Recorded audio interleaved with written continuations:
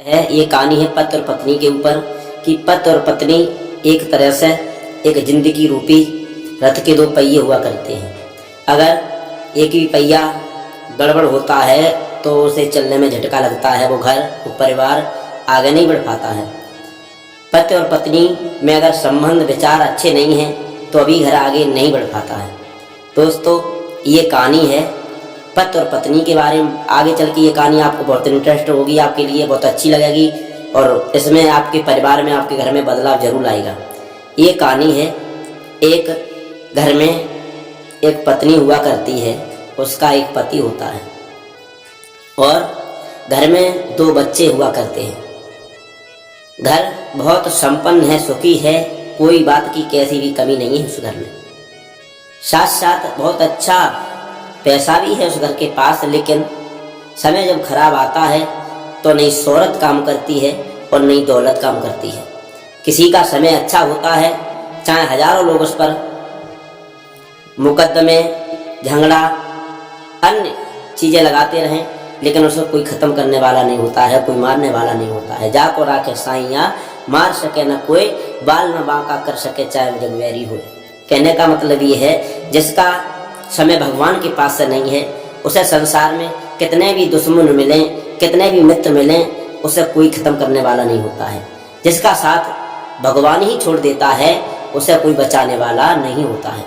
दोस्तों इसी तरह से घर में 4 लोग हैं, पति पत्नी 2 बच्चे हैं। तो घर बड़ा संपन्न है, सुखी है। पति है जो ड्राइविंग का काम करता है, गाड़ी चलाता है। पत्नी गृहिणी के रूप में घर का कार्य संभालती है।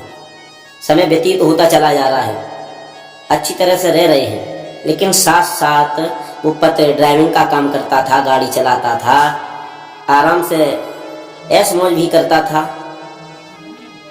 थोड़े समय में उसने सब कुछ कर लिया था, लेकिन जब समय उसका खराब आया तो सब कुछ उसका यहीं का यहीं पड़ा रह गया और स्वयं खुद को खत्म कर लेता है। दोस्तों पत्नी है, घर में रह रही है, पति इधर उधर गाड़ियां चलाता रहता है, अपना पैसा कमाता है। लेकिन कहते हैं ना, अगर घर में पत्नी अच्छी हो तो वो घर स्वर्ग बन जाता है, और पत्नी अगर घर में गलत हो, अच्छे विचारों की नहीं हो तो घर नरक हो जाता है। वो घर कभी भी स्वर्ग नहीं हो पाएगा। जिस घर में पत्नी किसी बात को नहीं सुनती है, किसी बात को नहीं मानती है और अपने मन से वो कार्य करती रहती है और घर के लोगों की अवहेलना करती रहती है, हमेशा हर जगह अपनी जलाती है, वो घर परिवार वो कभी आगे नहीं बढ़ सकता है। दोस्तों इसी तरह की वो पत्नी थी। पति तो ड्राइविंग का काम करता है, गाड़ी चलाता है, लेकिन पत्नी घर में है, 2 बच्चे हैं, वो पढ़ने जाते हैं। धीरे धीरे विचार चलते रहे।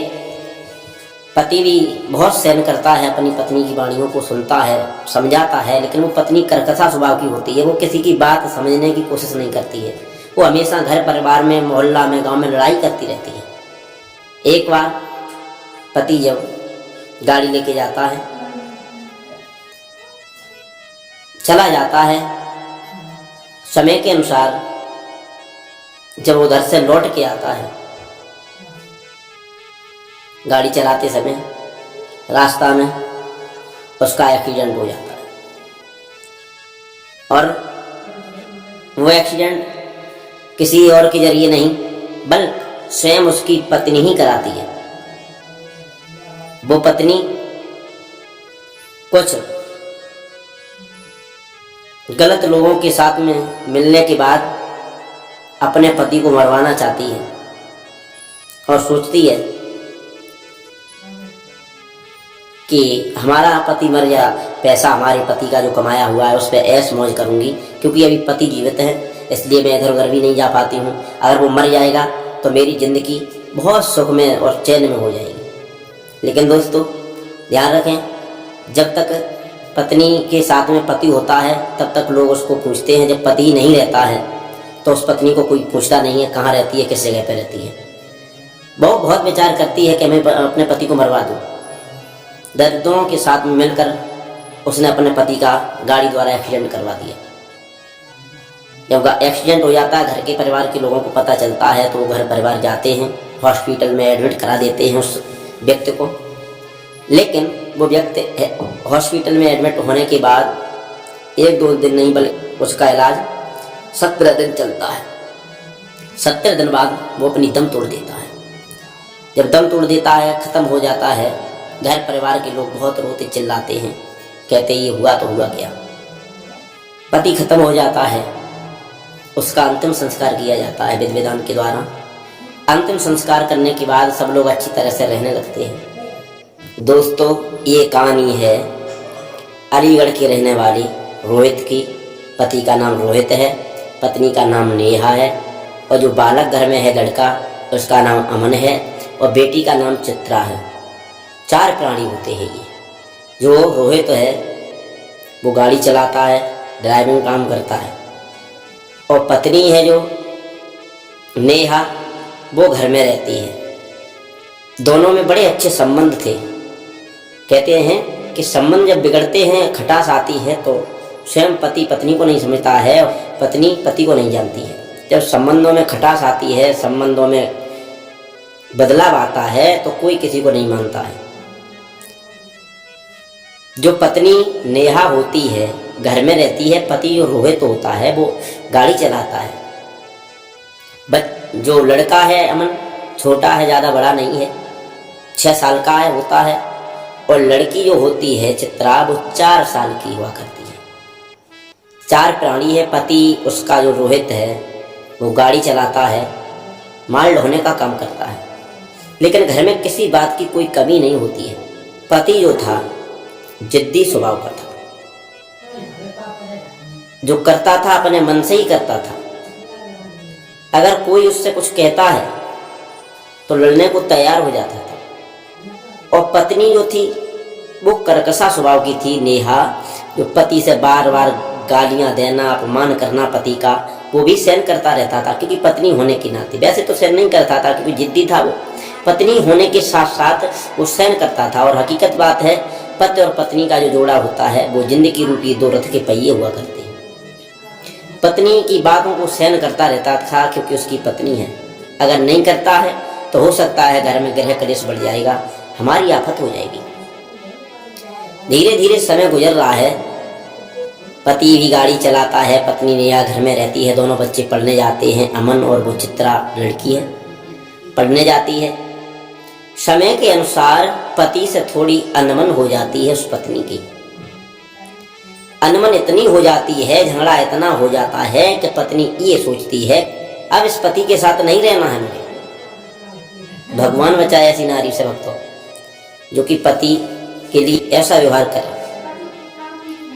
पत्नी सोचती है अब तो हमें से मरा के ही पानी पीऊंगी, इसे खत्म करवा दूंगी। और पत्नी घर में ही रहते रहते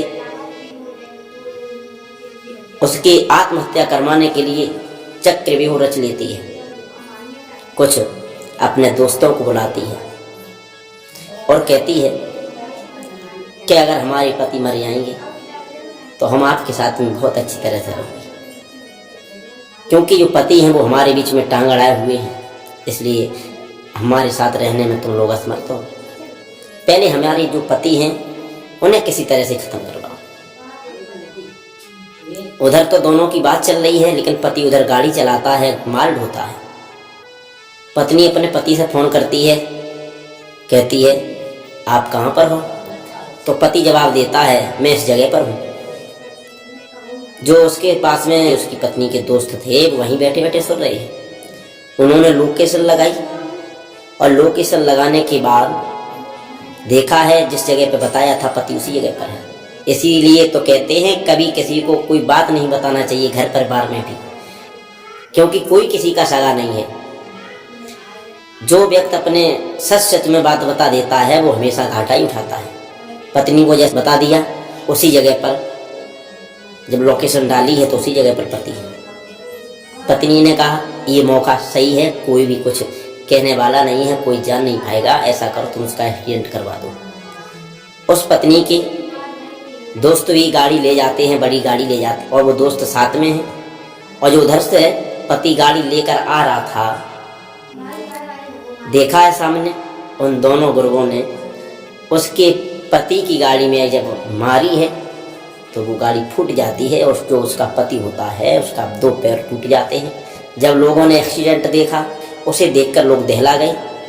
और जब उस गाड़ी के पास में आए हैं, जेसीबी मंगाई है, उससे पति को बाहर निकलवाया है। जब पत्नी को पता चला तो है हॉस्पिटल में लेके जाती है, एडमिट करा देती है। कुछ घंटों बाद उस पति ने अपना दम तोड़ दिया।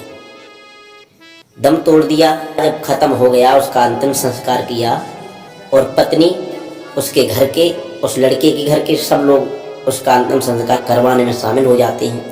लेकिन किसी को ये नहीं पता है कि हमारी पुत्र वधू ने इस हमारे बेटे की हत्या कराई है।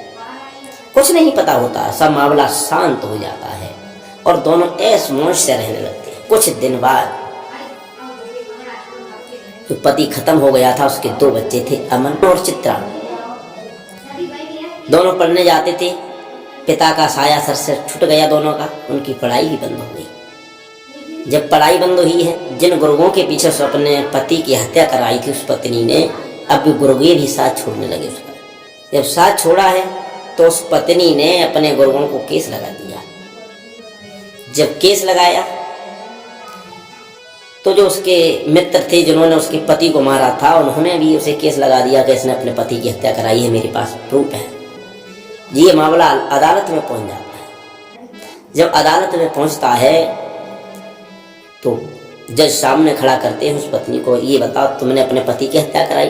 वो पत्नी गिड़गड़ा के दोनों हाथ जोड़ती है, साहब मैंने अपने पति की हत्या नहीं कराई, इन्होंने जबरदस्ती की है। तुरंत जो उसके मित्र होते हैं, वो कॉल रिकॉर्डिंग होती है, वो तुरंत जज साहब को सुना देते हैं। और जैसे जज साहब वो रिकॉर्डिंग सुनते हैं तो उनके होश उड़ जाते हैं। पति पत्नी का रिश्ता एक विश्वास का होता है, और इस पत्नी ने अपने पति को ही खत्म करा दिया। जज साहब दंग रह जाते हैं। रिकॉर्डिंग सुन करके पत्नी बहुत रोती चिल्लाती है, साहब मैंने ये कुछ नहीं कराया है, ये ऐसा मैंने कुछ नहीं कराया है।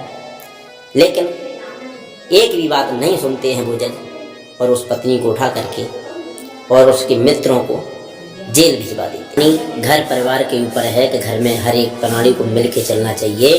अगर जो प्राणी मिल के नहीं चलते हैं उनका इसी तरह से यूं ही हाल होता है दोस्तों। तो कहने का मतलब ये है, घर में परिवार में कभी कलह विघटन नहीं होना चाहिए। जिस घर परिवार में कलह और विघटन होता है वो घर परिवार कभी आगे नहीं बढ़ता है, और उसमें दूसरे लोगों को मौका मिल जाता है तो एकदम कूद पड़ते हैं और परिवार को नष्ट कराने में देरी बिल्कुल नहीं। पति भी मर गया, बच्चे भी छूट गए, स्वयं जेल में चली गई। तो दोस्तों ऐसी ही कहानी सुनने के लिए हमारे चैनल को सब्सक्राइब जरूर करें।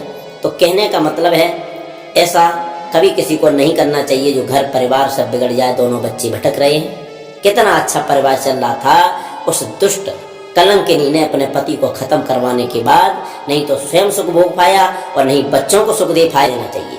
आज की हमारी कहानी ये आपको कैसी लगी? अच्छी लगी है तो कमेंट बॉक्स में जरूर बताएं। अगर हमारी कहानी में कोई त्रुटि है, कोई गलती है तो भी हमें बताएं। आगे के लिए हम उसका सुधार करेंगे और इससे अच्छी कहानी बनाने के लिए आपके सामने प्रयास करें।